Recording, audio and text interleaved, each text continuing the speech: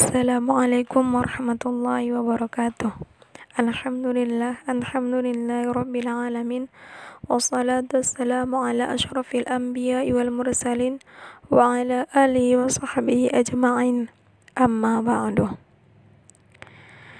Baiklah, di sini kita akan membahas tentang manisnya sabar. Kebahagiaan yang teramat besar bagi kita bahwa tahun ini kita dapat bertemu kembali dengan bulan suci Ramadan. Dengan berpuasa pada bulan ini, kita memiliki kesempatan untuk mengasah kesabaran kita. Melatih kesabaran memang berat dan terkadang pahit, namun buahnya sangat manis. Allah Subhanahu wa taala berfirman dalam Quran surah Al-Baqarah ayat 153. A'udzu billahi minasyaitonir rajim. Bismillahirrahmanirrahim. Ya ayyuhalladzina amanu ista'inu bis-sabri was-salah. Innallaha ma'as sabirin. Yang artinya, wahai orang-orang yang beriman, mohonlah pertolongan kepada Allah dengan sabar dan salat. Sungguh Allah beserta orang-orang yang sabar. Dalam ayat tersebut disebutkan bahwa Allah bersama orang-orang yang sabar. Bahkan dalam surah Ali Imran ayat 146, Allah Subhanahu wa taala berfirman, "Wallahu yuhibbus sabirin." Dan Allah mencintai orang-orang yang sabar. Bukankah sungguh manis jika kita dicintai oleh Allah? Namun tentunya untuk mencapai tingkatan itu tidaklah mudah. Allah berfirman dalam surah Al-Baqarah ayat 45. Bismillahirrahmanirrahim. Wasta'inu bis-sabri was-salah wa innaha lakabiratun illa 'alal khashi'in. Dan mohon pertolonganlah kepada Allah dengan sabar dan salat. Dan salat itu sungguh berat kecuali bagi orang-orang yang khusyuk. Mengapa dikatakan berat? Karena sebagaimana arti bahasanya sendiri, dalam bersabar kita harus mampu menahan diri dan bertahan dari hal-hal yang menggoda kita, dari hal-hal yang tampaknya menyenangkan dan memberikan kenikmatan. Jika kita melihat dari kisah Nabi Yusuf dalam Al-Quran, setidaknya ada 3 jenis kesabaran yang harus kita asah, yaitu sabar menahan amarah, melawan godaan nafsu, dan menghadapi cobaan. Bentuk sabar yang pertama adalah sabar dalam menahan amarah. Nabi Yakub, ayahanda Nabi Yusuf alaihissalam, menerima kabar bahwa Nabi Yusuf dimakan oleh serigala. Yang dikatakan Nabi Yakub adalah fasabarun jamil. Hal ini terekam dalam surah Yusuf ayat 18, yaitu A'udzu billahi minasyaitonir rajim. Bismillahirrahmanirrahim.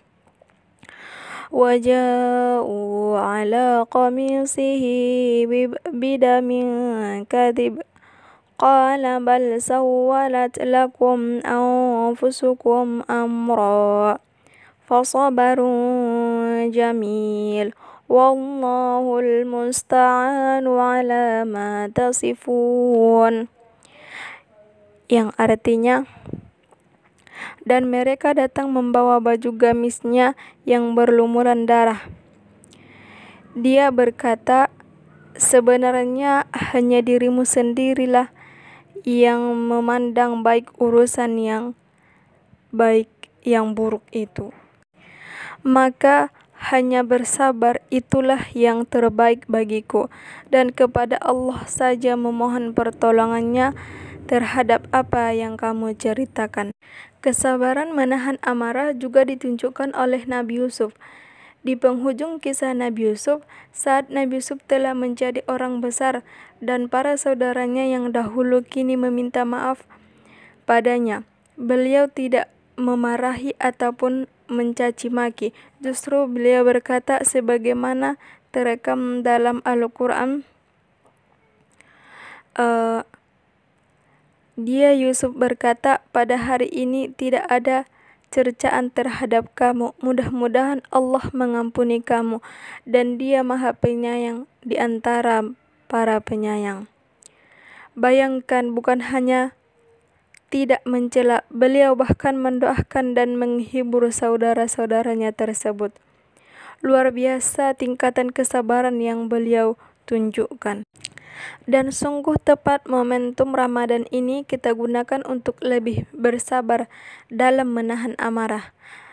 Dalam kitab Sahih Muslim, kita menemukan hadis Rasulullah SAW yang diriwayatkan oleh Abu Hurairah, yaitu, jika salah seorang di antara kamu berpuasa, hendaklah ia tidak berkata kotor ataupun melakukan perbuatan yang bodoh. Dan jika ada seorang yang mencelanya atau mengajak bertengkar, maka hendaklah ia berkata, Inni shaim, sesungguhnya aku berpuasa. Sesungguhnya aku seorang yang berpuasa. Tentu tidak mudah dan tidak ringan menahan amarah. Kita juga harus sabar dalam menghadapi musibah. Dalam surah Yusuf, Allah mengisahkan bagaimana sang raja bermimpi melihat 7 ekor sapi betina yang gemuk dimakan oleh 7 ekor sapi betina yang kurus. 7 tangkai gandum yang hijau dan 7 tangkai lainnya yang kering.